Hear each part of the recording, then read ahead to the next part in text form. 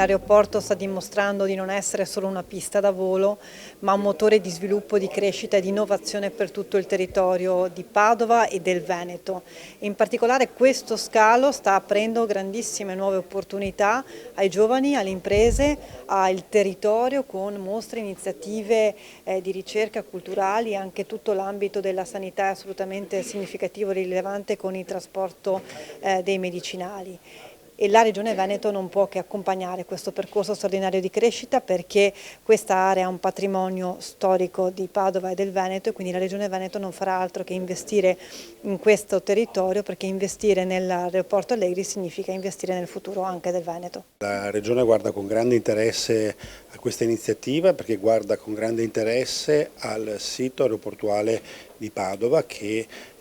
può dare tante opportunità al territorio, non solo dal punto di vista dell'attività che riguarda il volo, e tante sono le sperimentazioni dimensionate su quel tipo di aeroporto che nel futuro diventeranno sempre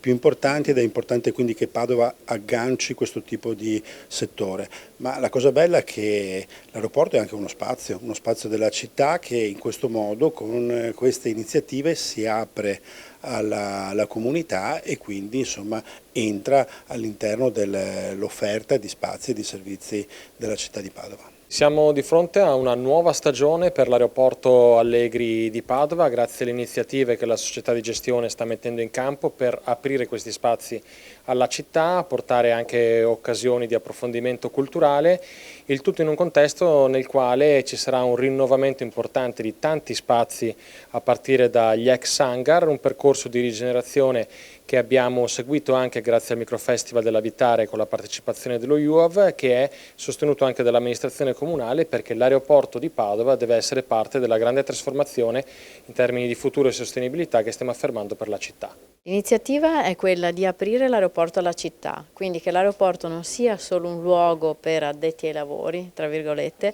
ma che sia anche un luogo che dà la possibilità alla gente di entrare e vivere questa realtà di Padova molto importante e soprattutto molto ambita, perché ha sempre incuriosito molte persone, quindi un hub a 360 gradi. Il progetto ce l'abbiamo ed è materializzato in un piano di sviluppo aeroportuale approvato dall'ENAC che